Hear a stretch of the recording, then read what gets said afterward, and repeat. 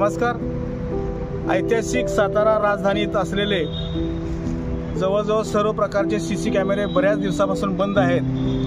25 डिसेंबर 31 डिसेंबरच्या पार्श्वभूमीवरती सातारा शहरात पर्यटन तसंच येणाऱ्या नागरिकांची मोठ्या प्रमाणात वर्दळ आहे.